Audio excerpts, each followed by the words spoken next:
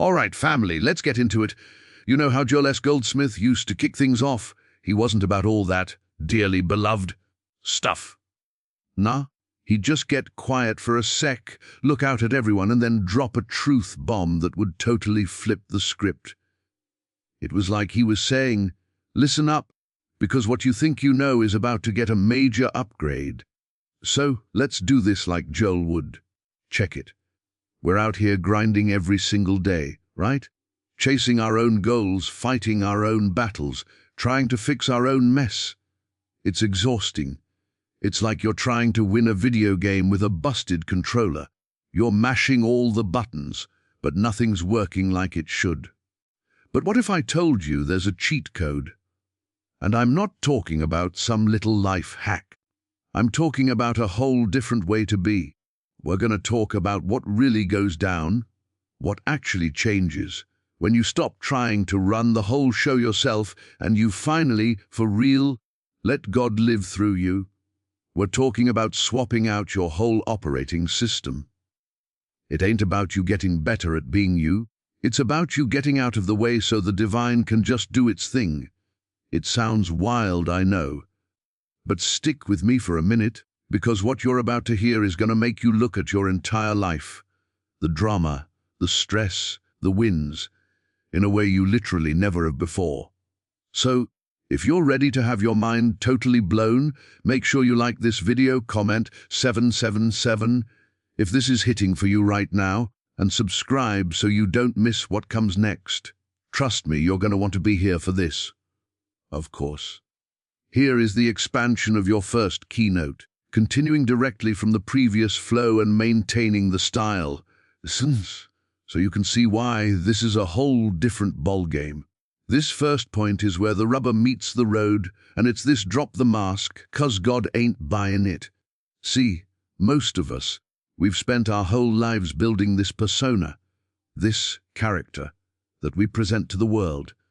We think, okay, to be a good spiritual person, I gotta act more patient. I gotta look more loving. I gotta force myself to be joyful. So we're walking around, putting on this whole performance, trying to show God and everybody else that we've got it all together.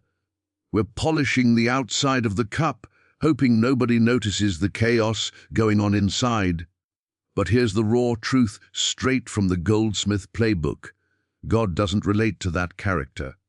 The divine consciousness, the infinite I am, it ain't interacting with the mask you glued on this morning. It can't, because that thing isn't real. It's a costume. You're trying to hand God a resume full of your best performances, but God isn't a hiring manager. That entire game is based on a lie, the lie that there's a separate you that needs to improve itself to become worthy enough for God to use. Think about how much energy you burn on that performance. The mental gymnastics of trying to seem peaceful while you're screaming inside. The effort of trying to manufacture forgiveness when you're still totally ticked off. You're basically an actor on a stage, but you're also the writer, director, and the harshest critic in the front row. It's exhausting because it's a fight against your own being. You're trying to fix a character that, in the grand scheme of truth, doesn't even exist. So, what does it mean to truly let God live through you? The very first step is to just stop. Stop the act. Seize the striving. Let the mask crack. This isn't about you becoming a better person. It's about you realizing you never were that limited, struggling person to begin with. You have to be willing to come to God not with your highlight reel, but with your raw, unfiltered, behind-the-scenes mess. The jealousy, the fear, the anxiety, the whole 9 yards. You lay it all down and finally admit, I have been trying to run a show I was never meant to run. This is the ultimate surrender. It's not a weakness. It's the greatest spiritual power move you will ever make. When you stop trying to present a perfected version of yourself to the universe, you create a vacuum. You empty out the old so the new can flow in. You're basically taking your hands off the steering wheel and saying, I have been driving in circles. You take it, and in that space of honest, humble yielding, where you're no longer protecting your image or defending your ego, something miraculous can happen. The divine presence doesn't come to improve your character, it comes to be the only character there is. It expresses as the peace, as the love, as the forgiveness. It's no longer you trying to be good. It's God being good as you. And that, right there, changes everything, because the performance is over. The weight of pretending is gone. You're no longer a seeker trying to find peace. You've become the very embodiment of the peace that was already there, waiting for you to stop blocking it with your own frantic efforts to look peaceful.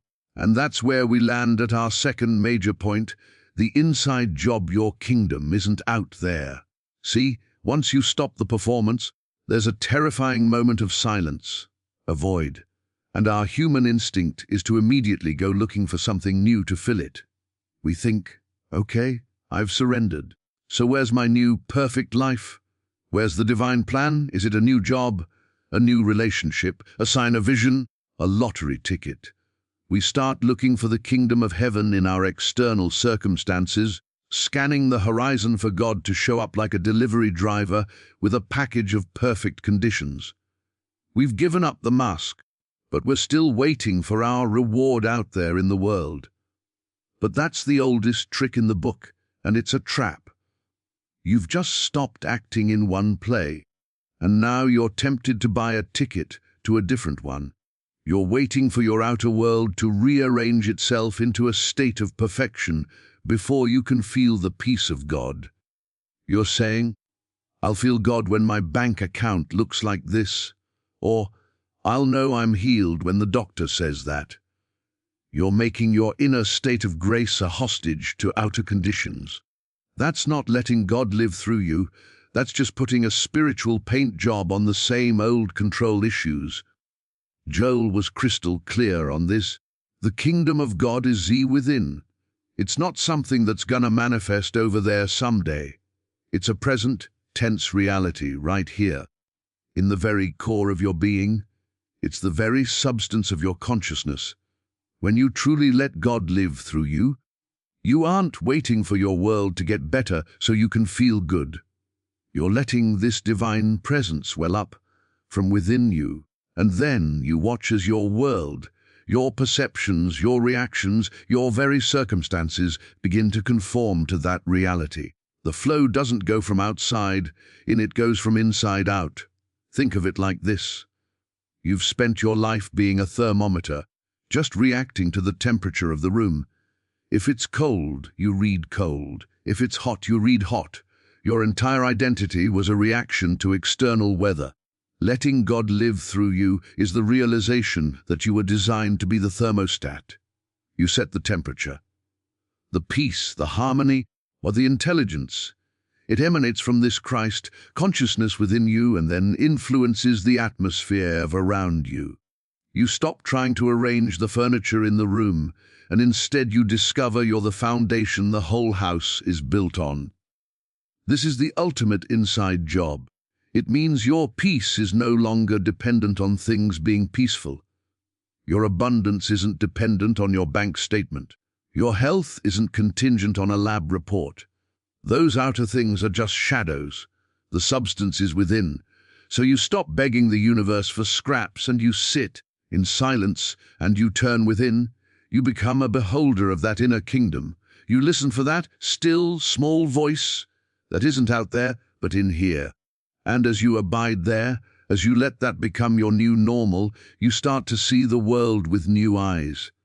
You're no longer a victim of it. You're a center of divine activity within it.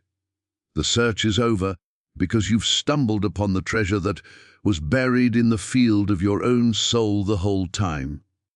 And this discovery, this shift from being a beggar in the world to a king in your own kingdom, brings us to the most practical, tangible shift of all. This is where the magic really starts to get off the page and into your daily life. We're talking about moving from grind to flow, letting the divine drive. Man, we are a culture obsessed with the grind. We wear burnout like a badge of honor. We think spiritual progress is another item on the to-do list. another mountain to climb.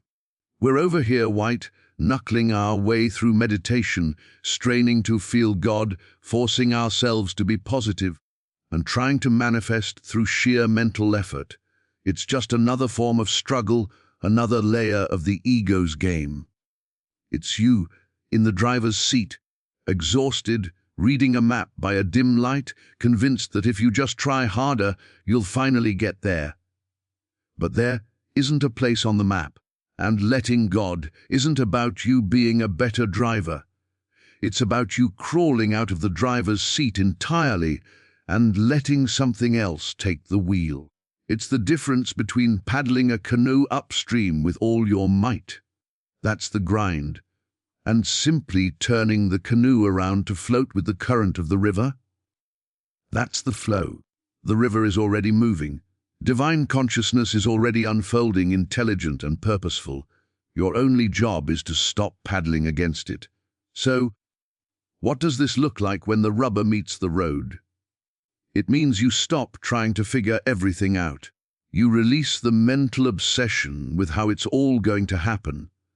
You might have a problem at work, and instead of your mind racing in circles all night trying to solve it, you consciously surrender it.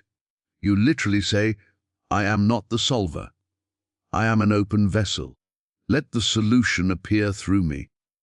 And then you go about your business in peace. The answer might pop into your head while you're taking a shower, or a person might call you out of the blue with the exact right idea. That's the flow.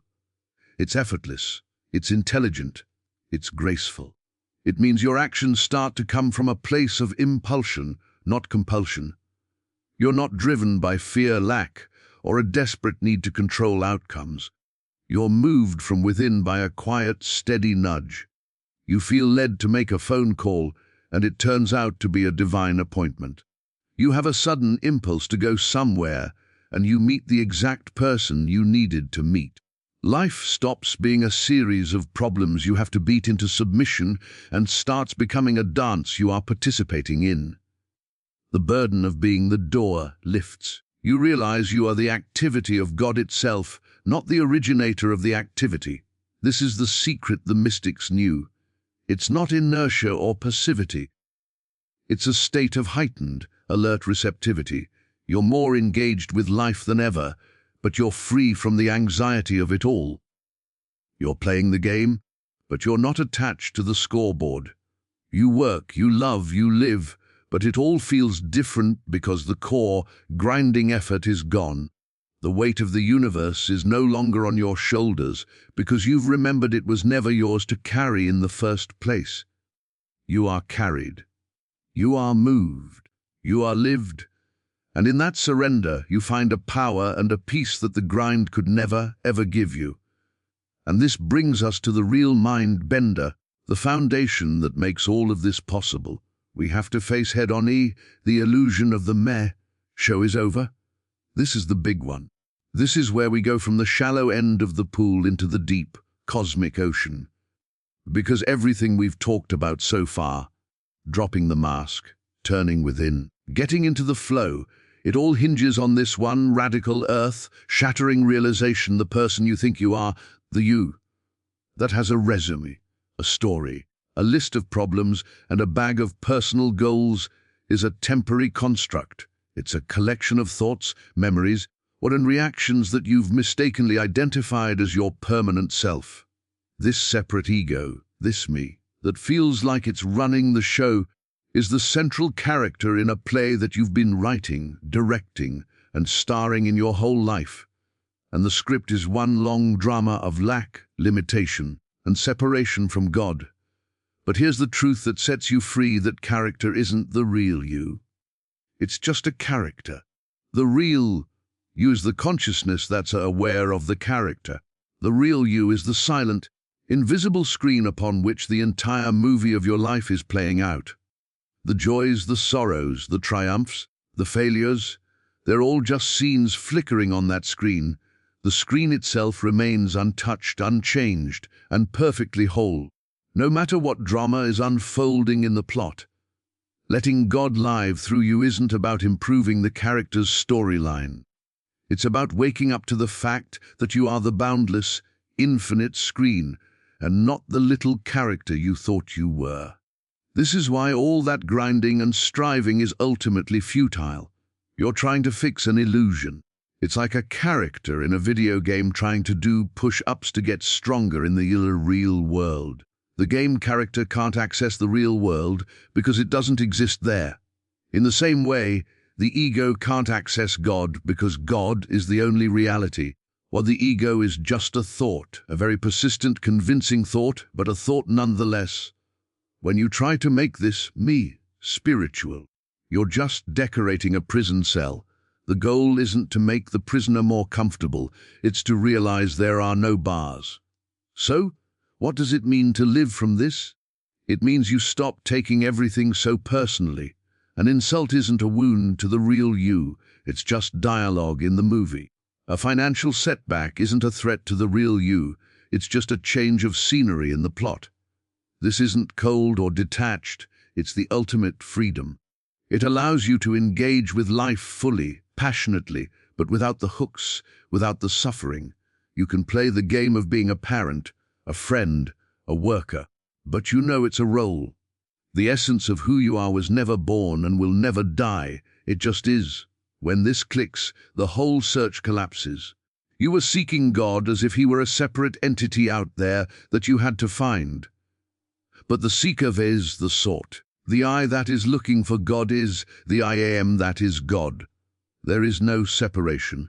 There is only one divine consciousness, appearing as you, as me, as all of it. The wave isn't trying to become the ocean. It realizes it has always been nothing but the ocean, just temporarily expressing itself as a wave. Your life ceases to be your personal project and becomes God's own life, living itself out as your unique and perfect expression. The meh show is cancelled, not because you failed, but because you finally realized it was never really on the air to begin with. Now, with that foundation, with the understanding that the separate, you, is a ghost in the machine, the entire spiritual pursuit gets flipped on its head. It's no longer about what you have to do, but what you have to stop doing. This brings us to the simplest, yet most difficult, part of the entire journey. Your only job: get your boots off the pedals. Think of it like this. You're in a car and you're convinced you're the driver. You're white, knuckling the wheel, stomping on the gas, slamming the brakes, but the car isn't moving. You're frustrated, exhausted, and the scenery never changes. Then, a quiet voice, not from the back seat, but from right where you're sitting, whispers, the car is already a self-driving vehicle. It's equipped with a perfect, divine GPS. It knows the destination. It has the fuel. Your frantic steering is the only thing keeping it stuck. Your only task, your sole responsibility, is to slowly, carefully peel your white, knuckled grip off the wheel and lift your heavy boots off the pedals. That's it. That's the whole job. We are so addicted to doing. We think if we aren't striving, visualizing, affirming, and mentally wrestling with our problems, we're being lazy or spiritually passive. But that's the ego's last stand. It's screaming, if I don't run this, everything will fall apart. But the profound truth is that your interference is the only thing causing it to fall apart. Your struggle is the knot. Your effort is the blockage. The divine flow is infinite intelligence and power, and it doesn't need your help. It only needs your non-interference. It needs you to cease the mental commentary, to stop the constant self-improvement project, to quit trying to heal yourself, save yourself, or fix yourself. This is what true meditation and prayer are all about. It's not a session where you ask for things or try to achieve a certain state. It's a conscious act of a letting go. It's you in the middle of your chaotic day, just stopping. You take a breath and you consciously surrender the reins. You don't hand your problems to a god in the sky. You acknowledge that the very concept of a problem and the you who has it are both appearances within the one, seamless divine reality. You aren't giving your burdens to God. You are realizing there is no place outside of God for a burden to even exist. So, What does this look like in the nitty-gritty of life? It means when anxiety hits, you don't fight it. You don't try to spiritually overcome it. You simply notice it. You become the silent witness to the sensation of anxiety, and in that very noticing, you've already created a space between the real you and the temporary storm of emotion. You've taken your boots off the panic pedal. When a difficult person confronts you, you don't prepare your defense. You pause and you listen, not just to them, but for the divine voice that speaks through the silence. You trust that the right response will be given in the right moment, without you having to script it. You are practicing the art of getting out of the way. Life becomes a moment-by-moment surrender, a constant, gentle releasing of the illusion of control. You are no longer a human being trying to have a spiritual experience. You are the spiritual being, consenting to have a human experience and getting your clumsy, well-meaning boots off the sacred pedals so the journey can finally, gracefully unfold. And this brings us to the final and most glorious destination of this entire journey. When you've stopped the performance, turned within, entered the flow, seen through the illusion of the separate self, and finally taken your boots off the pedals, what's left? What does life actually feel like? It feels like this, living from the answer, not for the answer. This is the ultimate shift. Most of us are living for an answer. We're in a state of perpetual waiting. We think, I'll be happy when I get the promotion. I'll be at peace when my health improves. I'll feel God's presence when I get through this meditation.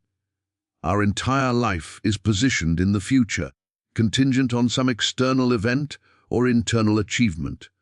We're like someone standing outside a bakery, nose pressed to the glass, dreaming of the feast, never realizing the door is unlocked and we're already inside. That state of longing, of seeking, is the very energy of separation. It reinforces the feeling that we are here and God, or the solution, is over there. But when you truly let God live through you, that seeking ends. It doesn't end because you found what you were looking for out in the world. It ends because you realized what you are. You discover that you are not a container that's empty and needs to be filled with peace, love, or power from the outside. You are the peace. You are the love. You as are the infinite consciousness itself. So you stop living for the answer because you realize you are already established in the answer. The kingdom of heaven isn't a location you arrive at tomorrow. It's the very ground of your being right now. This changes your relationship with everything. A problem arises, and instead of scrambling, panicking, and trying to find a solution from a place of lack, you pause. You turn within, and you rest in the knowing that the infinite intelligence that you are is already the solution. You don't know what the solution will look like in the world of form, but you know that it is already present as the very substance of your awareness. You are living from the finished kingdom. You are operating from the reality of wholeness, even while the senses may be reporting a picture of brokenness. You're no longer a beggar praying for water, you're the ocean, and your life becomes about letting that oceanic consciousness flow into every corner of your experience. This is the secret to a miraculous life. It's not about getting God to give you what you want. It's about you aligning your consciousness with what God is. Infinite good, unconditional love, perfect harmony. When you live from that state, your outer world has no choice but to conform. It's not a law of attraction, it's a law of identity. The wave doesn't attract the ocean, it realizes it is the ocean, and then it moves with the ocean's power and grace. Your actions become spontaneous, wise, and effective because they aren't born from a desperate mind, but from the quiet certainty of the divine mind expressing as you. You don't chase miracles. You become the space in which miracles naturally occur. The seeking is over. The struggle is finished. You are home, and from this home, you engage with the world not as a problem to be solved, but as a perfect expression of the one life you now know yourself to be.